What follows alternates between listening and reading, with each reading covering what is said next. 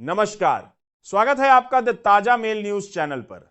चलिए जानते हैं मिडिल ईस्ट से जुड़ी खबरें जिसे सुनना आपके लिए बेहद जरूरी है, जिसे गोदी मीडिया आपको नहीं दिखाती। बहुत से भाई वीडियोस देखते तो हैं, लेकिन कमेंट करना तो दूर, लाइक और सब्सक्राइब भी नहीं करते। बहरहाल आपकी मर्जी दोस्तों। सबसे पहले आप सभी को ईद मुबारक। दुआ है कि यह त्योहार आपके घरों में खुशहाली, सुकून और अमन लेकर आए, और जो दुनिया आज जंग के साए में जी रहा है, वहां भी इंसानियत जिंदा रहे। अब बात करते हैं उस बड़ी खबर की जिसने मध्य पूर्व के इस पूरे संघर्ष को एक नए मोड़ पर ला खड़ा किया है। कल तक इजराइल के अखबारों में यह लिखा जा रहा था कि ईरान की मिसाइलें या तो रास्ते में ही रोक ली जा रही हैं या उनका असर बहुत सीमित है, लेकिन आज वही अखबार यह मानने को मजबूर हैं कि पूरे इजराइल में सायरन गूंज रहे हैं और हमलों का असर गहराता जा रहा है। यानी जो नैरेटिव बनाया जा रहा था कि ईरान कमजोर पड़ रहा है, वह अब दरकता हुआ दिखाई दे रहा है, और इसकी सबसे बड़ी वजह है बीती रात का हमला। खबरें साफ कह रही हैं कि ईरान ने हाइफा की ऑयल रिफाइनरी को निशाना बनाकर उसे भारी नुकसान पहुंचाया। हाइफा कोई साधारण जगह नहीं है, यह इजराइल की ऊर्जा आपूर्ति का केंद्र है। यहां हमला करना मतलब सीधे उसकी आर्थिक और रणनीतिक रीढ़ पर वार करना है। और यही नहीं, इसी हमले के दौरान यह खबर भी सामने आया कि अमेरिका का अत्याधुनिक F-35 लड़ाकू विमान भी तबाह हुआ है। अब जरा ठहर कर सोचिए, अगर हाइफा की रिफाइनरी पर असर पड़ता है और F-35 जैसे विमान को नुकसान पहुंचता है, तो यह सिर्फ एक हमला नहीं है, यह संदेश है। यह दिखाने की कोशिश है कि ईरान अब सिर्फ जवाब नहीं दे रहा, बल्कि खेल को अपने तरीके से खेलने लगा है। और यहीं से समझ में आता है कि इस वक्त ईरान किस तरह अमेरिका और इजराइल पर भारी पड़ता हुआ दिखाई दे रहा है। पहली बात, ईरान की रणनीति। ईरान ने पहले अपने हमलों की तीव्रता कम की।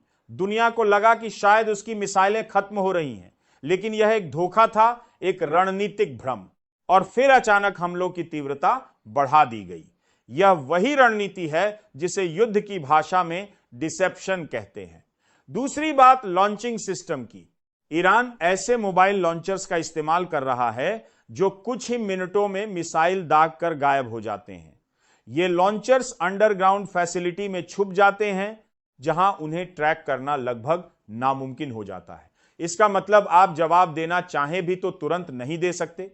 तीसरी बात, सैचुरेशन अटैक करना। ईरान एक साथ कई मिसाइलें और ड्रोन भेज रहा है। इससे इजराइल का एयर डिफेंस सिस्टम, चाहे वह कितना भी एडवांस क्यों ना हो, दबाव में आ जाता है, जो हर मिसाइल को रोकना संभव नहीं होता। और यही हो रहा है। इजराइल में लगातार सायरन बज रहे हैं, लोग बंकरों में हैं, और जो कहा जा रहा था कि सब कुछ कंट्रोल में है, अब वह दावा कमजोर पड़ता दिख रहा है।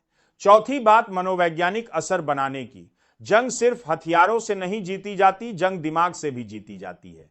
जब एक देश के नागरिक लगातार डर में जीते हैं, जब हर रात सायरन बजते हैं, जब नींद छिन जाती है, तो वह सिर्फ सैन्य नहीं बल्कि सामाजिक और आर्थिक दबाव भी बनाता है। ईरान इस दबाव को बनाए रखने में सफल होता दिख रहा है। पांचवी बात, ऊर्जा पर वार। हाइफा की रिफाइनरी पर हमला एक बड़ा संकेत है। ईरान पहले ही कह चुका था कि अगर उसकी ऑयल और गैस सुविधाओं को निशाना बनाया गया, तो वह जवाब में दुश्मन की ऊर्जा व्यवस्था को निशाना बनाएगा। और अब वही हो रहा है। यानी यह जंग सिर्फ मिसाइलों की नहीं, यह तेल और गैस की जंग भी है। छठी बात, अमेरिका की चुनौती।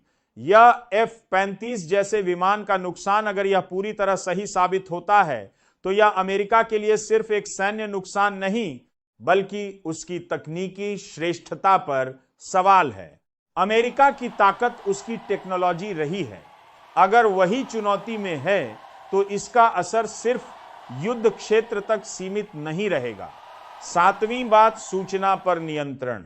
अगर आपको कम वीडियो दिख रहे हैं, अगर जमीन से कम तस्वीरें आ रही हैं, तो इसका मतलब यह नहीं कि नुकसान कम है। इसका मतलब यह भी हो सकता है कि जानकारी को रोका जा रहा है। और इसी बीच पत्रकारों पर हमले, रिपोर्टिंग पर दबाव, ये सब संकेत देते हैं कि नैरेटिव को कंट्रोल करने की कोशिश हो रही है।